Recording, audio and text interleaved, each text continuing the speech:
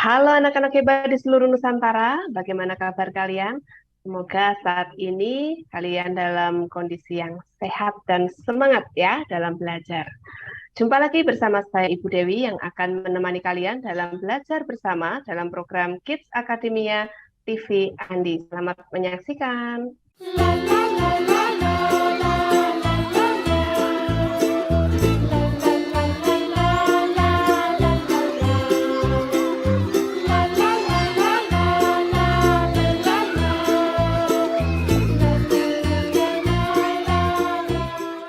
Halo anak-anak hebat semua, bagaimana saat ini? Apakah sudah siap belajar?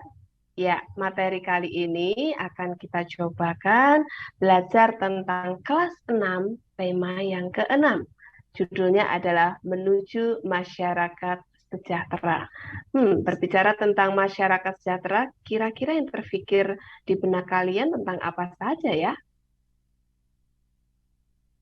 Coba saat ini kita akan menggali terkait dengan tema ini, namun sebelumnya Ibu akan mencoba untuk bercerita tentang kisah si Ahmad dan si Esti.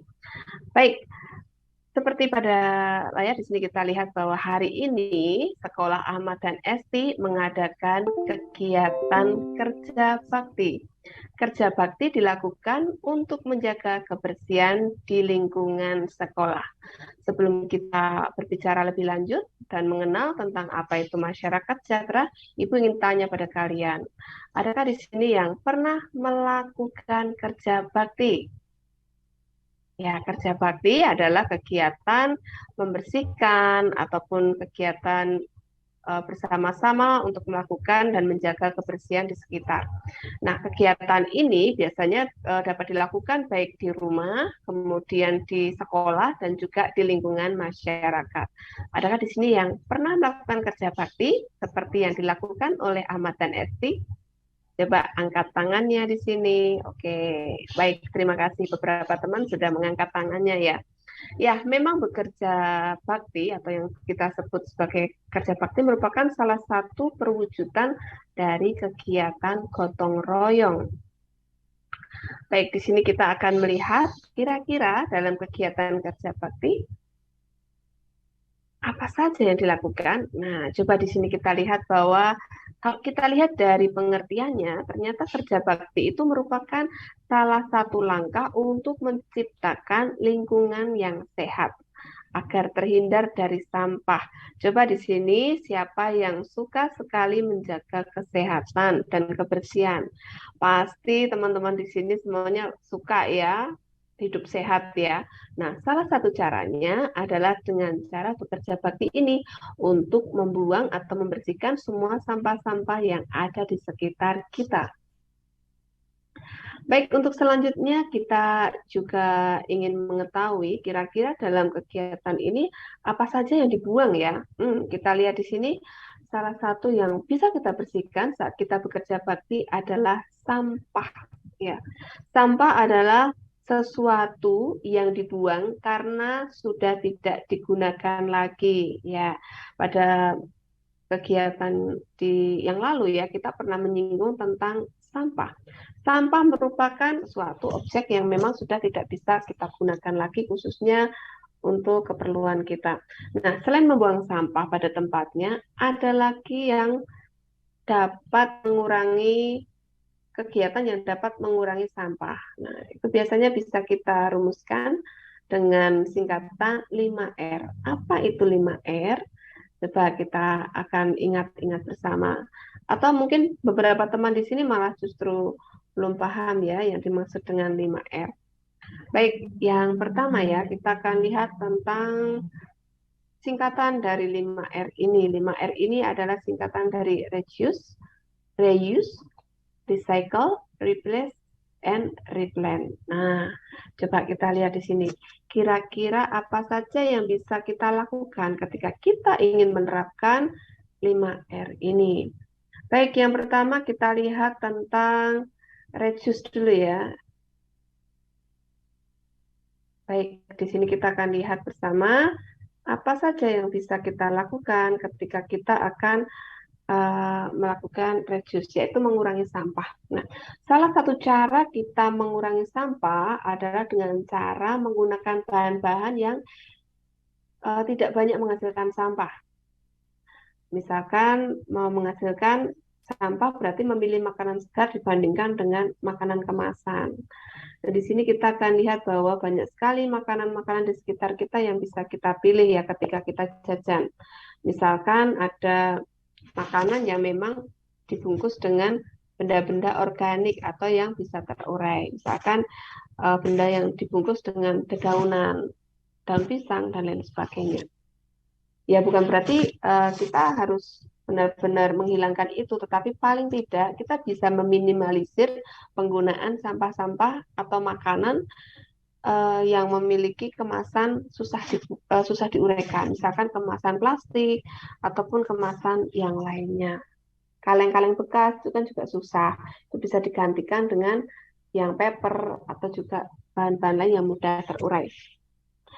Baik, selanjutnya kita akan belajar tentang reuse ya, yaitu menggunakan kembali barang-barang bekas atau barang-barang yang sebenarnya sama tetapi didaur ulang kembali sehingga penggunaannya itu bisa berulang-ulang. Nah, misalkan di sini kita menggunakan tas kain saat kita berbelanja. Kita bisa meminimalisir untuk penggunaan plastik.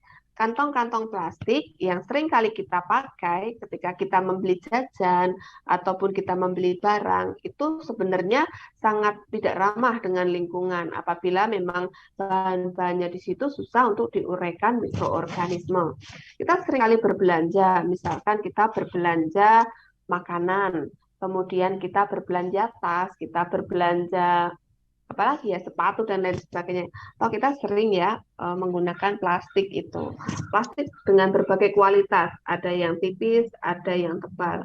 Sebenarnya plastik itu mulai dikembangkan juga, ada juga yang mudah terurai. Tetapi saat ini mungkin hal itu masih dalam tahap pengembangan. Artinya di sini masih banyak plastik yang memang susah terurai, khususnya di lingkungan kita. Nah, di sini kita bisa menggantinya dengan menggunakan tas-tas yang ramah lingkungan, ya. Misalkan kita pakai tas kain. Tas kain sebenarnya tidak harus membeli juga. Kita bisa menggunakan dengan mendaur ulang kain-kain bekas, sisa-sisa jahitan itu bisa kita gunakan kembali sebagai tas belanja. Itu tentu saja akan lebih ramah terhadap lingkungan. Baik, ketika kita sudah belajar tentang reuse, kita juga akan belajar tentang recycle ya. Kalau recycle itu lebih ke arah mengolah kembali barang-barang yang tidak bermanfaat menjadi barang-barang yang lebih bermanfaat. Contohnya adalah sampah organik ya, sampah organik dan juga non organik. Untuk sampah organik misalkan ada timbunan atau kita lihat dedaunan yang memang sudah tidak terpakai, kemudian kita lihat ada kotoran hewan dan juga yang lain sebagainya, itu sebenarnya sangat bermanfaat lagi apabila kita mau mendaur ulang menjadi pupuk kompos. Pupuk kompos di sini bisa kita pakai untuk menyuburkan tanaman, baik tanaman hias maupun tanaman-tanaman yang ada di kebun kita. Nah, selanjutnya kita lihat juga recycle di sini tidak hanya yang terkait dengan sampah organik, tetapi sampah anorganik. Sampah anorganik di sini contohnya adalah sampah-sampah yang terbuat dari bahan-bahan yang sulit sekali untuk terurai. Contohnya adalah dari plastik. Sekarang sudah mulai dikembangkan ya, plastik itu pada akhirnya bisa didaur ulang menjadi tas. Nah, nanti akan kita coba diskusikan di sini juga bagaimana ya sebuah plastik yang susah terurai, misalkan plastik dari minyak goreng itu kan tebal sekali ya teman-teman. Anak-anak bisa lihat sampah di situ sangat sulit apabila kita biarkan langsung kita buang, ternyata itu sangat sulit untuk terurai. Kita bisa membuat atau mengkreasikan dengan cara menjahit menjadi barang-barang yang lebih bermanfaat. Salah satunya adalah ini sudah banyak mulai dikembangkan. Demikian juga dengan kaleng-kaleng, kemudian sendok plastik. Sendok plastik yang sudah tidak bermanfaat itu bisa kita gunakan menjadi hiasan dinding. Nah, contohnya sudah banyak sekali bisa kita lihat dan share ya. Banyak sekali hiasan-hiasan yang cantik-cantik sekali, yang dikemas bisa menjadi burung merak, kemudian bisa menjadi aneka bunga yang pada akhirnya kita kita apa namanya kita tata dengan rapi dan kita berikan warna sehingga itu menjadi sangat menarik gitu. Dan masih banyak lagi kaleng-kaleng yang mungkin sudah tidak bisa digunakan, bisa kita lapisi dengan kertas maupun dengan kain-kain yang berwarna-warni, kita pasang hiasan dan pita di situ. Ternyata itu bisa dijadikan sebagai tempat pensil dan juga tempat-tempat yang lainnya, vas bunga misalkan dan yang lainnya.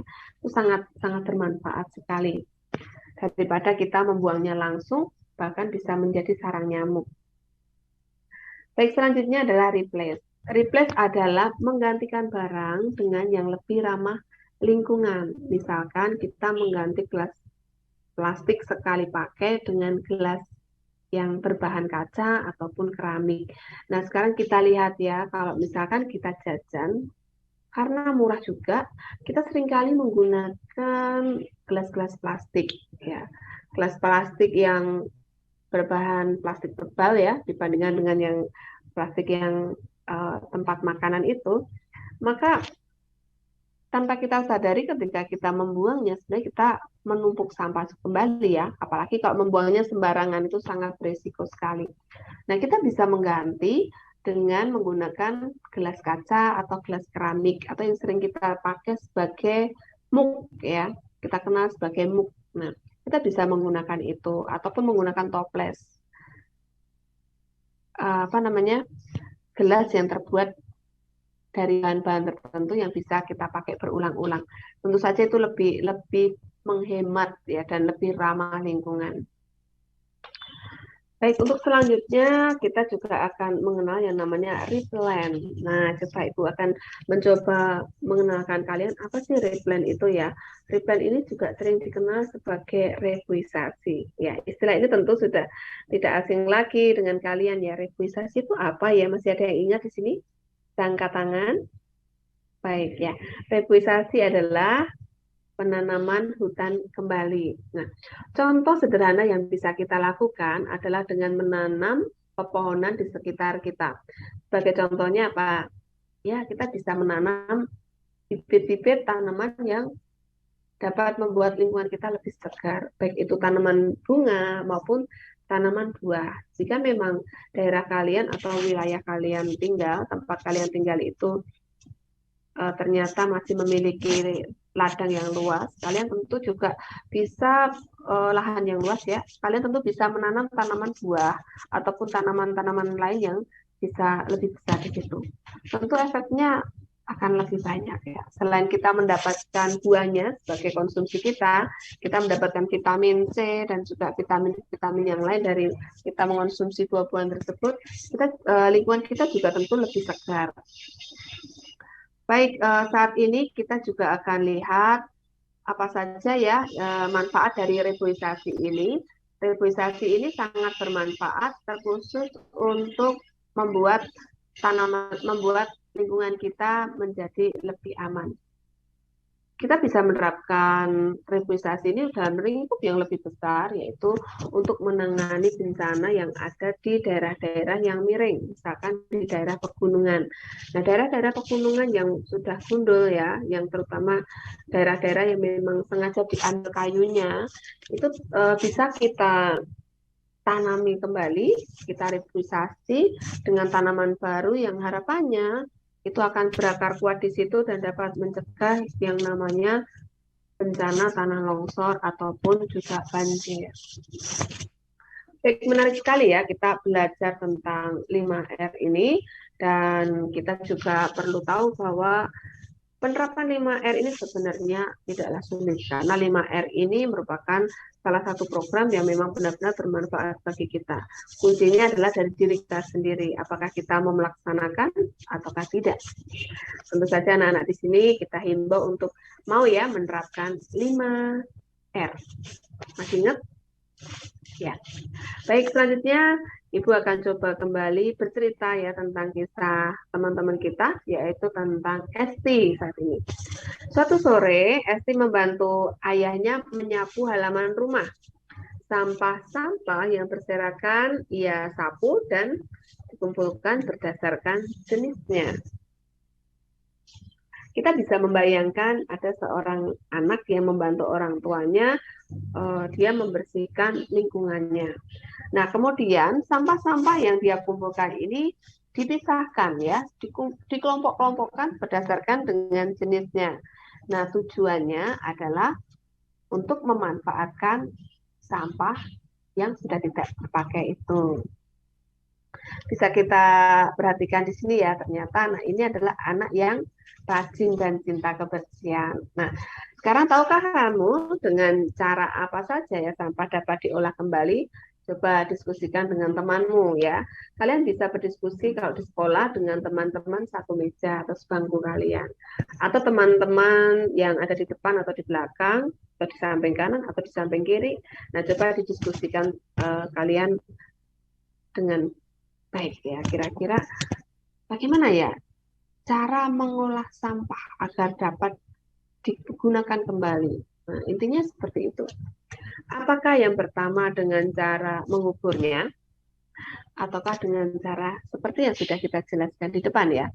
Dengan cara apa saja tadi? Ada yang reuse, menggunakan kembali barang-barang yang sudah tidak berguna, tapi kita bisa manfaatkan kembali. Tetapi atau recycle ya, kita recycle bisa dalam bentuk yang lain, menjadi barang bentuk yang lain dan kita pakai kembali. Nah, baik, selanjutnya kita lihat kembali. Ya, kita juga perlu tahu ada kegiatan-kegiatan yang bisa kita gunakan untuk menjaga kebersihan.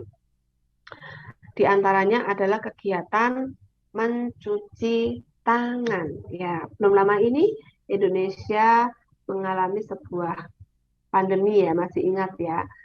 Hal-hal positif yang bisa kita dapatkan saat kita bersama-sama mengalami masa tersebut adalah kegiatan lebih sering cuci tangan.